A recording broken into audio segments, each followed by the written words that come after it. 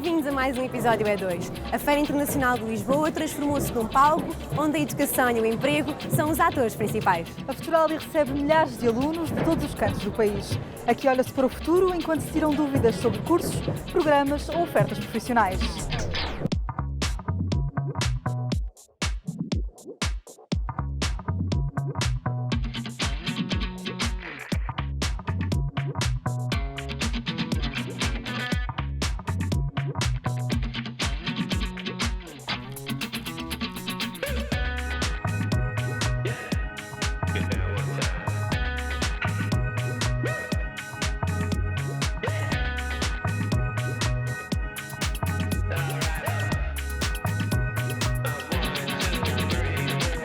O ensino tem sido marcado pelas novas tecnologias e por diferentes métodos de trabalho. Mas o que caracteriza a evolução do ensino superior? Desde o conteúdo dos planos de estudo até à forma como eles são abordados, o repórter E2 explora de que forma o ensino em Portugal evolui perante as mudanças na ciência e na sociedade. Conciliar a investigação e o ensino é um grande desafio. O conhecimento está em constante mudança. No ensino superior, sente-se uma necessidade crescente de adaptação face às inovações da ciência. Estando numa carreira académica, as atualizações científicas fazem parte do dia-a-dia e tentamos sempre que possível coordenar e ligar os nossos alunos e as nossas cadeiras e os conteúdos das nossas cadeiras, das nossas unidades curriculares, àquilo que é o que está à nossa volta. E apesar da licenciatura em História e dos cursos em História serem eventualmente mais ligados ao passado, não nos podemos esquecer que o passado faz parte incontornavelmente do nosso presente e tentamos, sempre que possível, ajudar os nossos alunos também a acompanharem e a compreenderem aquilo que está a passar-se à sua volta no presente. Nós estamos numa transição digital, temos de trazer esses aspectos novos para dentro dos nossos mestrados e trazer essas novas tecnologias para dentro das áreas que possam ser exatas ou mesmo nas casas de engenharias, de forma a que os alunos se sintam motivados a estar nos cursos e sentirem-se que os cursos estão atualizados e modernos. A Agência de Avaliação e Acreditação do Ensino Superior, A3ES, é responsável por assegurar a qualidade do ensino superior em Portugal. Preocupa-se com o desempenho das instituições e dos ciclos de estudos. Assim, mantém o ensino atualizado. Os professores são peças fundamentais para este processo. Dotados de certa autonomia, muitas das mudanças programáticas vêm das necessidades sentidas pelos docentes. A atualização das ofertas curriculares, dos cursos, dependem muito de como o professor individualmente vai atualizando a sua disciplina. E é muito importante a atualização da disciplina. Nós sabemos, sentimos isso dos alunos. Claro, há um conceito que se mantém, ou seja, a essência da disciplina mantém-se, mas é atualizada. A grande vantagem no ensino superior é que nós trazemos a nossa investigação e trazemos o nosso caso prático. Eu, como investigador, descobri uma nova coisa, eu posso trazer essa nova investigação e mostrar aos alunos, falar com os alunos. Há também disciplinas práticas, muitas vezes que nós tentamos trazer o aluno aos nossos laboratórios para ele ver como é que se faz. Percebe-se que é benéfico que os docentes integrem a sua investigação nas cadeiras que dão, portanto, mesmo como parte de exposição ou como parte da transmissão do conhecimento, e acho que os alunos percebem que quando o fazemos há ali um brilhozinho especial nos olhos, porque realmente sabemos com muito detalhe o que é que estamos a falar. Muitas instituições de ensino superior em Portugal apresentam estruturas de investigação próprias. Prestam um contributo importante à comunidade académica, mas também à comunidade científica em geral. As unidades de investigação do ISCTE têm vindo a desenvolver muito intensamente nestes últimos anos uma política de grande atualização científica e de grande esforço, e um esforço bem sucedido, devo dizê-lo, em termos de aumentar as publicações, aumentar a investigação e, portanto, a divulgação dessa investigação para o resto do mundo académico, publicações da nossa investigação nos jornais, das publicações científicas mais de ponta, não é? De maior destaque nas nossas áreas científicas e, portanto, a estrutura de investigação do ISCTE é também ela muito atualizada. A área da farmacologia está atualizada, mas lá está. Eu, por exemplo, organizei agora uma determinada aula. Amanhã pode sair um artigo a dizer, não, afinal, este é que é o fármaco, este é que é o mais importante, ou, afinal, existe este mecanismo de ação.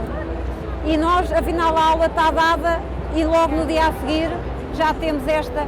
Isto é extremamente estressante. O que eu sinto é que Poderia haver dentro da faculdade uma entidade com especialistas das várias áreas que nos ajudassem a fazer essa atualização, porque pode-nos passar algum pormenor, porque é tanto artigo que sai, são milhares de artigos só sobre um assunto que nós damos e talvez era importante haver essa ajuda. Em 2020, as despesas em investigação e desenvolvimento representavam 1,6% do PIB, o equivalente a cerca de 3.200 milhões de euros. O Orçamento de Estado para 2022 ambiciona continuar a trajetória de aumento da despesa em investigação e desenvolvimento para alcançar um investimento global de 3% do PIB até 2030. Apesar do crescimento que se verifica, é de opinião geral que o investimento é insuficiente. Neste momento é mais difícil ter um financiamento de um projeto para uma candidatura do Estado português, portanto da FCT, do que é ter uma candidatura europeia. Não só há muito pouco financiamento para a investigação que é precisa ser feita, como há toda uma série de características do nosso próprio sistema científico nacional que estão a dificultar ainda mais o campo da investigação e o desenvolvimento da investigação, nomeadamente questões relacionadas com a precariedade dos investigadores, a baixa taxa de aprovação dos projetos e depois a maneira como esse financiamento é gerido. Às vezes é difícil perceber como é que se escolhe essa distribuição. O ensino superior deve ter a capacidade de se adaptar às inovações científicas e sociais. Este é um ponto fundamental para que o nível de qualidade continue a crescer. A educação assume um papel fundamental no processo de aprendizagem e desenvolvimento de competências, independentemente da fase de vida em que nos encontramos. No entanto, as desigualdades sociais ainda são uma realidade. O Observatório das Desigualdades promove o conhecimento científico na área e estuda os contrastes a partir de diferentes dimensões e níveis de análise. Neste Panorâmica, conversamos com Renato Miguel do Carmo sobre o sistema do ensino superior português. Doutorado em Sociologia pela Universidade de Lisboa, o nosso convidado é professor no Departamento de Sociologia no ISCTE. As assimetrias sociais, as políticas públicas e o capital social são alguns dos temas principais das suas investigações. É ainda diretor do Observatório das Desigualdades e coordenador científico do Colabor.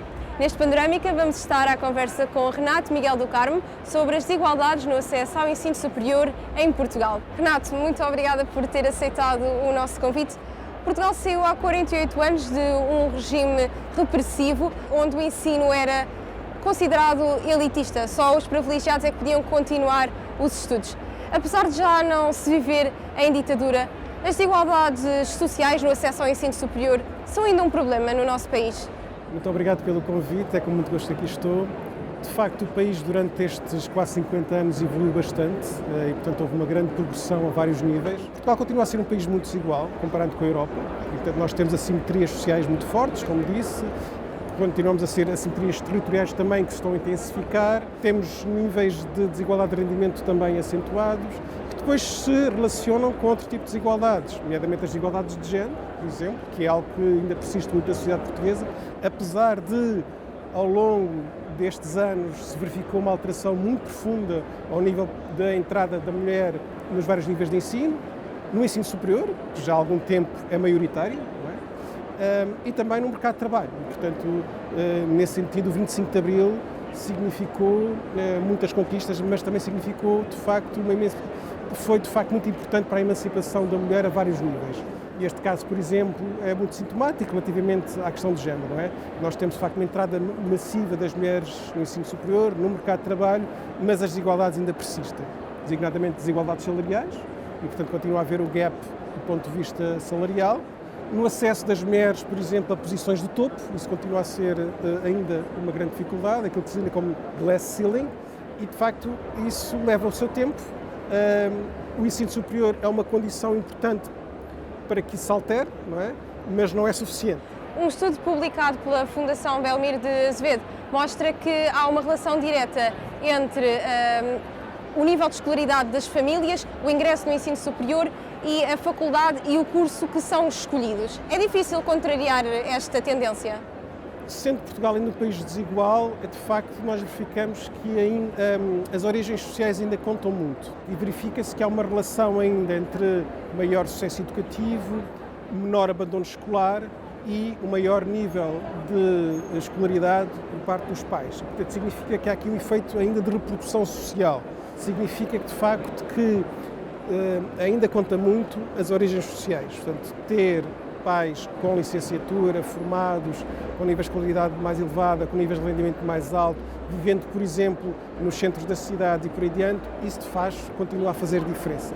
Estudar longe da área de residência é um peso extra para as carteiras das famílias, seja por terem de pagar propinas ou alimentação ou uma casa alugada.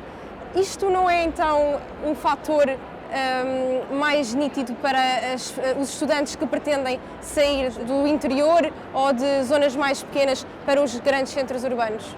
Sem dúvida. Isso sempre foi assim. No final dos anos 90, fizemos um estudo na altura e, de facto, havia dificuldades acrescidas, não é? Portanto, não só de ingressar num determinado curso, que já de si tende a ter médias mais altas e por aí diante, e, portanto, isso já é uma dificuldade, mas mesmo entrando, não é? Depois toda a dificuldade no sentido, isso que disse, não é? De ter, obviamente, ter acesso à habitação, da questão das locações, da alimentação, das propinas e por isso uma série de custos acrescidos que significa, de facto, um peso muito grande para determinado tipo de famílias. E eu diria que, vendo neste momento, do ponto de vista da política pública, eu diria que uma das prioridades do ponto de vista de apoio aos estudantes locados seria um investimento muito claro em residências universitárias e residências no ensino superior. Não é sustentável e, sobretudo, não é justo o estudante não vir para Lisboa ou para o Porto ou para um curso que queira, porque, de facto, por questões do ponto de vista económico e com vistas financeiros. Isso, de facto, não é justo. E quem é que ajuda quem tem vontade de continuar os estudos, mas não consegue, seja por fatores monetários ou emocionais? Bom, quem deve ajudar deve ser o Estado, em primeiro lugar. E, portanto, nós temos um sistema de ação social no ensino superior, de apoio do ponto de vista de bolsas de estudo e por aí adiante, mas que devia aprofundar-se. Não é? Ainda por cima temos neste momento mais candidatos. Portanto, é o efeito da massificação, portanto, vem de contextos eles próprios um pouco mais desfavorecidos, não é? E, portanto, também com necessidades acrescidas. E, portanto, o sistema de ação social tem que fazer face a isto. E o pior que pode acontecer são as pessoas desistirem do ensino superior, neste caso os estudantes desistirem do ensino superior por questões meramente económicas, não é? Isso, de facto, não pode acontecer. O nosso país não se pode dar esse luxo, sendo um país ainda com níveis de igualdade bastante grandes, e nós continuamos com um déficit educativo muito forte face a outros países. Nós temos ainda níveis de escolaridade, nomeadamente da população empregada em Portugal, que é abaixo da média europeia. E, portanto, há ainda um caminho aí a fazer. Nós precisamos, de facto, continuar a investir na educação. Isso é fundamental para o nosso desenvolvimento. Então, o acesso ao ensino superior é fundamental para uma mobilidade social crescente e para o desenvolvimento económico, cultural e social de um país. Não tenho dúvida nenhuma sobre isso, os próprios números dizem isso. Apesar de, obviamente, já não ser como antes, mas ainda continua a existir um prémio salarial associado à formação superior. Nós temos ainda uma classe empresarial com um nível de qualificação mais baixo do que a média da população empregada. Portugal ainda não valoriza a qualificação como deve valorizar. Isto vai demorar o seu tempo, porque nós vimos de um modelo que era um modelo tradicional em Portugal, assente em baixos salários, em precariedade e por aí dentro, que está a alterar-se, mas isso leva tempo. E, de facto, nós temos que propiciar boas condições de trabalho, contratuais, às pessoas que saem das escolas, das universidades e que querem trabalhar e querem ter vida aqui em Portugal e ter futuro. Isso é que é o fundamental. Já foram tomadas várias medidas para que todos tenham acesso à formação, mas, na sua opinião, qual é que é o fator-chave para haver a mudança? O que é que falta, na verdade, para que o ensino seja acessível a todos? Como eu disse, as coisas estão a melhorar significativamente. Por exemplo, a taxa de abandono escolar precoce diminuiu muito em Portugal. A questão do acesso é importante, de facto, isso que eu estava a dizer, que as pessoas não só consigam ter a capacidade, a possibilidade de aceder e de entrar no curso que gostariam de entrar, mas depois ter condições de frequência do ensino, neste caso do curso, que propiciem a sua continuidade e que não sejam fatores também depois de desistência e de abandono ao nível do ensino superior, que também existe e que é preocupante. E isso não deve acontecer, nomeadamente por questões socioeconómicas. E eu diria o investimento, continuar a investir na ação social escolar, neste caso a ação, portanto, não só bolsas e por diante, bolsas de estudos, mas ao nível da alimentação e tudo isso. A questão das residências universitárias, parece-me isso fundamental. Continuamos a ser um país muito desigual Isso tem repercussões, obviamente, ao nível do acesso ao ensino superior, mas também é o ensino superior um instrumento para reduzir as desigualdades. E, portanto, significa que investir no ensino superior é também uma forma de combater as desigualdades a médio e longo prazo. Obrigada, Renato, por ter aceitado o convite. Termina assim mais um Panorâmica que teve como foco as desigualdades sociais no acesso ao ensino superior e o impacto que elas têm no futuro profissional dos jovens em Portugal. É na sala de aula que se constrói o conhecimento. Grande parte deste processo é possível graças ao empenho do professor, que transmite as informações e competências necessárias para a formação dos alunos. Tendo em conta a diminuição do número de professores nos últimos anos, o Repórter E2 volta à ação e olha para o presente e para o futuro dos docentes em Portugal. Sem professores não há ensino. No entanto, a classe docente tem mostrado, nos últimos anos, desagrado com as condições profissionais, principalmente com a progressão na carreira e a reforma. O que seria ideal é que as condições fossem alteradas sempre para melhor, isto é, com os desafios digitais que a escola e que os alunos têm, a escola evoluísse também nesse sentido, no que respeita às condições de trabalho, sob o ponto de vista do equipamento. Isso era desejável e isso não tem acompanhado.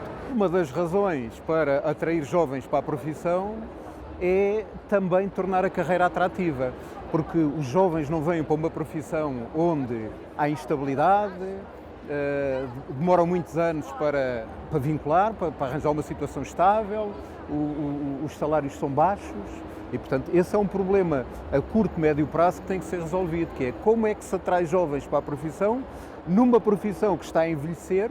O número de jovens a querer seguir a profissão tem vindo a diminuir. No ano letivo 2001-2002, eram cerca de 51.200 os alunos matriculados em cursos de educação. Em 2018-2019, já eram aproximadamente 12.700. No último ano letivo, houve um ligeiro aumento, com perto de 13.800 jovens matriculados em cursos da área de ensino. Na verdade, à semelhança também de outras escolas, já tivemos há alguns anos com uma diminuição grande da procura. Felizmente, voltamos a recuperar, a ser uma escola que tenha essa capacidade de atrair estudantes para a área da formação de professores, mas está longe de ser suficiente. E é muito importante que todos, em conjunto, em sociedade, valorizemos os professores, não só enquanto profissionais, e isto é muito importante, mas também na formação de professores. As instituições de ensino superior que formam professores perderam na última década cerca de 60% a 70% dos alunos, portanto, da procura. E esse é um problema complicado. Como é que nós, na próxima década, saindo mais de metade dos professores e não havendo alunos nas escolas, alunos para a formação inicial de professores, como é que vamos resolver este problema? Evidentemente que isso tem que ser tratado, isso não pode ser resolvido com medidas avulsas. Isso implica olhar para o assunto de uma forma séria. Resolver o problema significa investir. Entre as medidas para a profissão de docente, o atual governo propõe o descongelamento das carreiras e a devolução aos professores de um papel mais ativo no desenvolvimento curricular. Medidas que vêm em resposta às reivindicações de professores, escolas e estabelecimentos de ensino superior. É fundamental que o investimento também no ensino superior para a área da formação de professores seja reforçado. O que nós sentimos é que falta esse tal investimento para valorizar profissionalmente e depois na formação.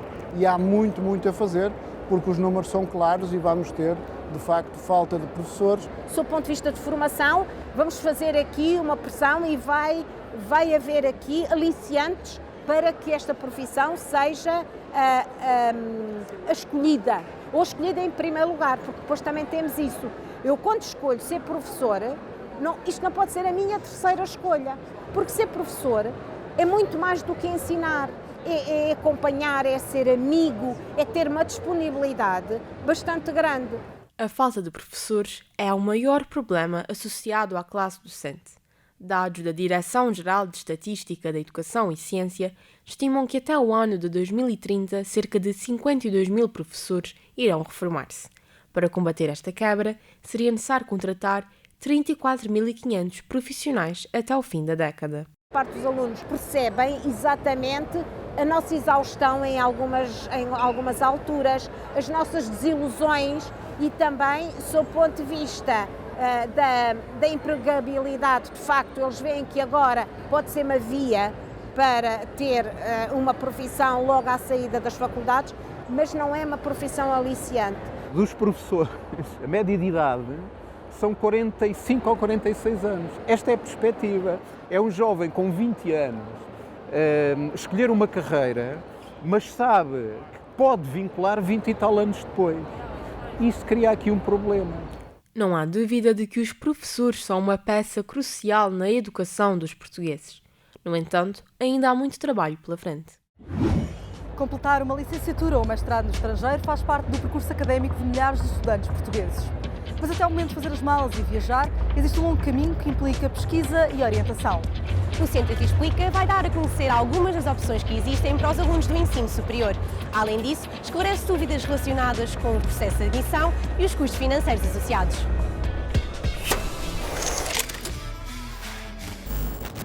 Se estás no ensino superior ou quase a chegar lá, tens um mundo de escolhas à tua frente. Aventurar-te fora do país para continuar os estudos é uma opção. Sabes que oportunidades existem para estudares no estrangeiro? Não tenho muito conhecimento, mas tenho a certeza que existem várias oportunidades. Não. Nomes não tenho a certeza, mas sei que existem algumas vertentes que ajudam a organizar as idas para o estrangeiro, para quem quer fazer licenciaturas, mestrados. O Erasmus+, só. Sei que existem algumas, principalmente o Erasmus. Tens dois caminhos. Podes fazer um curso inteiro fora de Portugal e, por outro lado, podes também inscrever-te numa universidade do Politécnico Português e, durante o curso, estudar algum tempo lá fora. Isso é feito através de programas de mobilidade, muitos deles ao abrigo do famoso programa da União Europeia, o Erasmus+. Antes de falarmos mais sobre este programa, importa pensar noutra questão. Tens de ser fluente em inglês? Penso que não. Na maior parte dos casos, sim. Precisamos de, pelo menos, ter uma noção básica de como falar, até porque existem cursos que vamos ter que utilizar que são dados em inglês. Não é preciso ser fluente, mas saber falar inglês, sim, eu acho que sim. Fluente não, porque também podes aprender muito lá. Acho que depende muito do país. Também pode-se falar simplesmente a língua do país. Depende do curso em que queres entrar. Em mestrados em inglês, pode ser preciso comprovar o nível avançado na língua e, para isso, os estudantes têm de fazer exames como o IELT ou o TOEFL.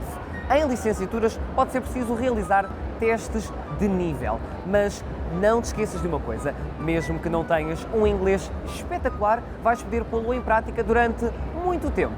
Há também outras coisas com que te tens de preocupar, como, por exemplo, a candidatura, que tem alguns passos. Sabes quais são?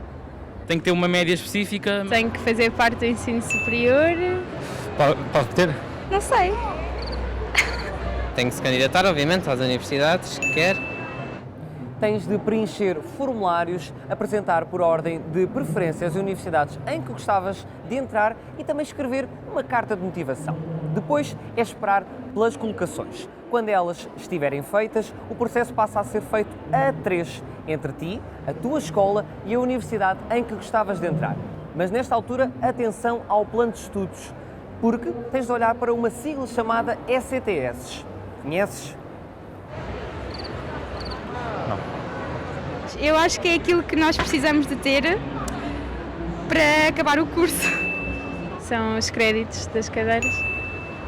É a sigla para European Credit Transfer System, Sistema Europeu de Transferência de Créditos.